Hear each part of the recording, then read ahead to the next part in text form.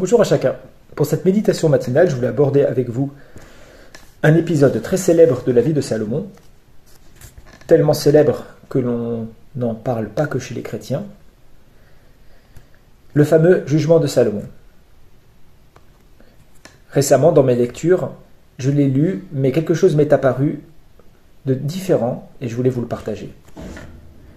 Donc le contexte, Salomon est roi. En tant que roi, forcément, il règne et juge les affaires de son peuple, et deux femmes prostituées se présentent devant lui, avec un différend à régler autour d'un drame.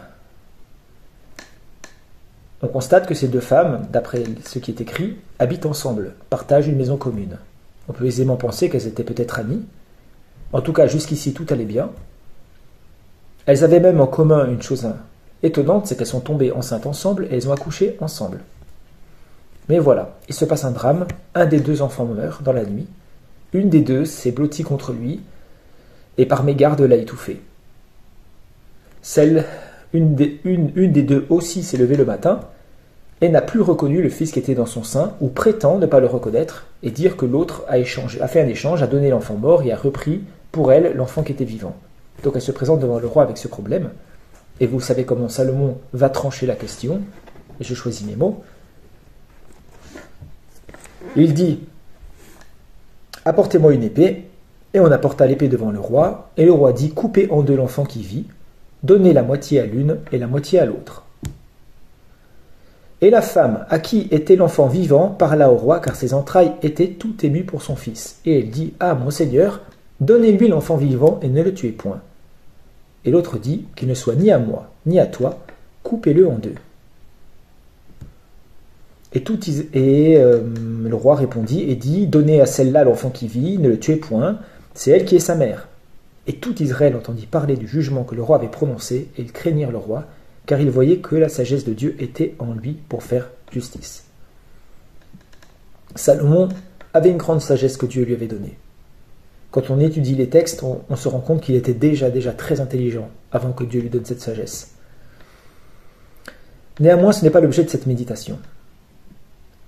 Je trouve que ces deux femmes nous parlent de ce qu'est l'amour, et aussi de ce qu'est le contraire de l'amour. C'est quand même étrange que Dieu a choisi une prostituée dans ce passage pour nous enseigner quelque chose sur l'amour. Je n'ai rien contre les prostituées personnellement, mais la prostitution, c'est vraiment l'inverse de l'amour. C'est vendre son corps pour obtenir de l'argent. Dieu est paradoxal, et il veut aussi nous parler et heurter notre conscience. Il nous montre qu'en ces prostituées, dans ces deux femmes, il y a le meilleur et le pire.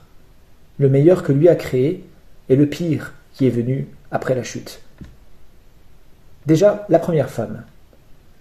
Elle préfère que l'enfant vive plutôt que de le garder. C'est-à-dire qu'elle préfère l'enfant que le lien qui l'unit à l'enfant. Elle est prête à perdre ce lien si cela est bon pour l'enfant. Voilà la définition de l'amour véritable. Un amour dépourvu d'intérêt pour soi-même. Un amour qui cherche vraiment le bien de l'autre, qui désire le bien de l'autre. Paul aux Corinthiens le rappelle, l'amour n'est point envieux. Il ne veut pas pour lui. Il veut vraiment pour l'autre.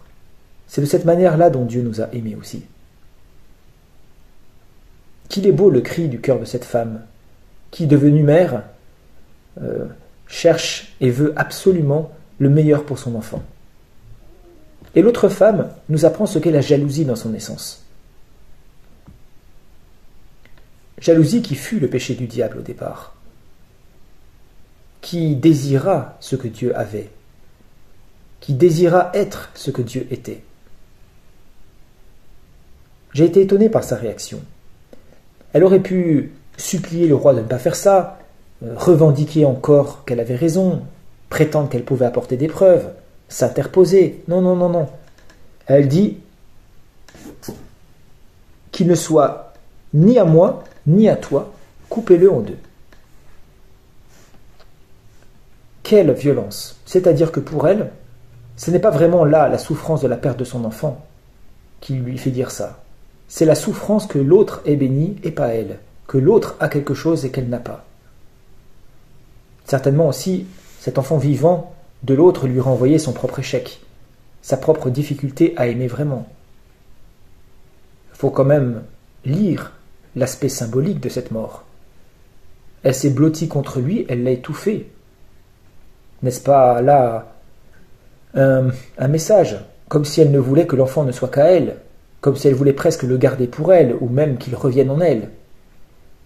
En tout cas, ça nous apprend vraiment ces deux différences entre l'amour et la jalousie. La nouvelle année arrive, et nous allons dire « je t'aime » à plein de nos proches. Dans le couple, nous allons nous dire « je t'aime ». Des parents vont dire « je t'aime » à leurs enfants.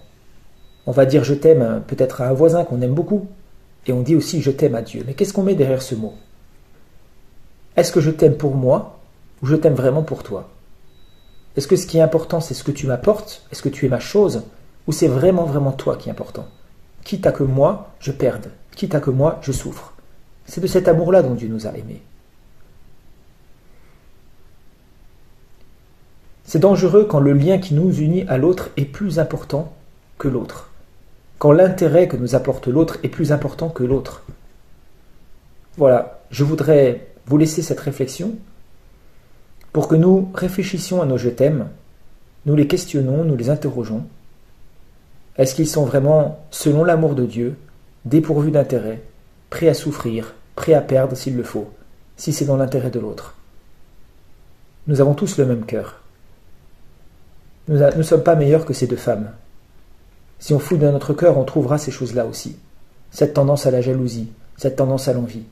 Que Dieu nous sanctifie, que Dieu nous change, et que nous puissions aimer véritablement autour de nous. Bonne journée à chacun de vous.